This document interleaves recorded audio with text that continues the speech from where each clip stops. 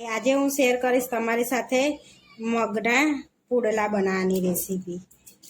તો અહીં આગળ મગની દાળ છોડા વગરની આપણે પલાળી લીધી હતી 2 કલાક। તો અહીંયા સરસ પલળી ગઈ છે અને અહીં આગળ 2 વાડકી લીધી હતી આપણે મગની દાળ ને એને સરસ પીસી લઈશું। આપણે પુડલા વેજીટેબલથી ભરપૂર બનાવવાના છે। તો અહીં આગળ 2-3 પાણી આપણે ધોઈ લઈશું મગની દાળને। અહીંયા 2-3 પાણીએ ધોઈ લીધી છે, હવે પીસી લઈશું। मिक्सर में एड कर दईशु આપણે મગની દાળ।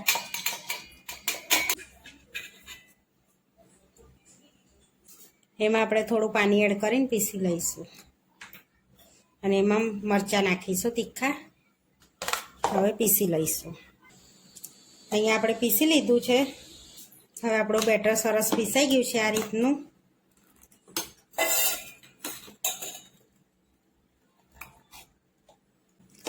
पीसी लीधुं छे आपणे।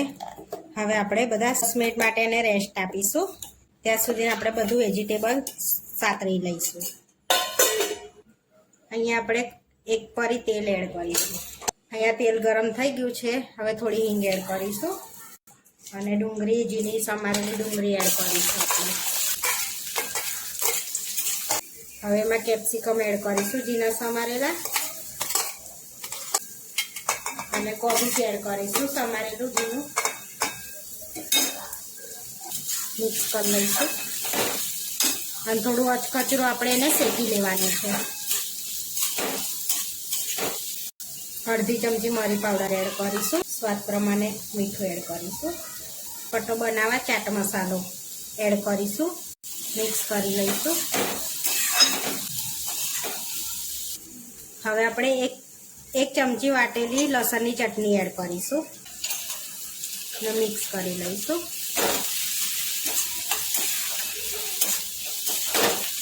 तो टामेटा आपणुं शाक शेकाई गयुं छे अचकचरू। हवे टामेटा एड करवाना छे। हवे शेकी देवानुं छे आपणे अने टामेटाने गळवा नहीं देवाना।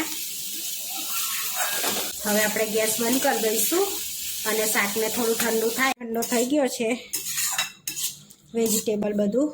हवे एमां आपणे शेजवान चटनी 1 चमची एड करीशुं। 1 चमची टोमेटो केचप एड करीशुं आपणे। थोड़ा धाना एड करीशुं। हवे मिक्स कर लईशुं आपणे।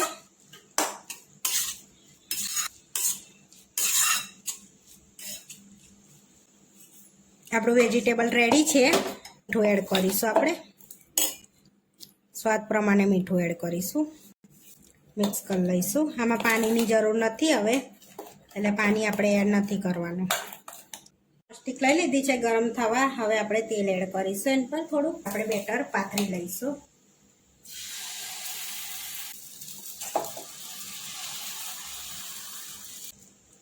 હવે ફેલાઈ લઈશું આપણે એને અને બહુ પાતળું નથી કરવાનું, થોડુંક થીક જ રવા દેવાનું છે અને ધીમા તાપે થવા દેવાનું છે। આપણે વેજીટેબલ બનાવ્યું હતું એ એડ કરીશું।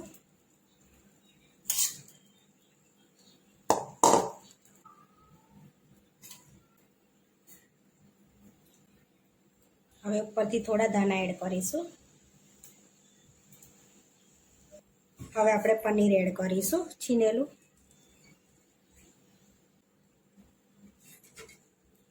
હવે આપણે થોડું તેલ એડ કરીશું।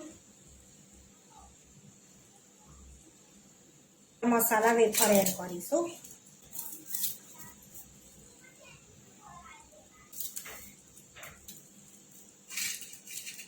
હવે આપણે એને ધીમા તાપે થવા દેવાનું છે। હવે આપણે આ રીતે વારી લઈએ। આપણો પુડલો રેડી છે। હવે ફરી વારનો આપણે ઉતારી લઈશું।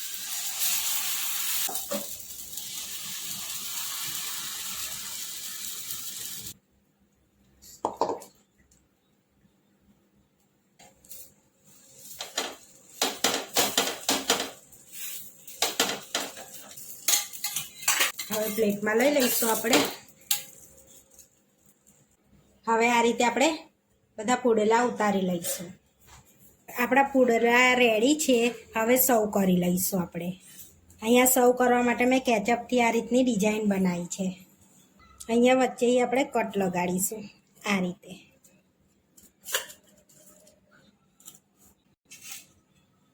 હવે સર્વ કરી લઈશું આપણે પ્લેટમાં.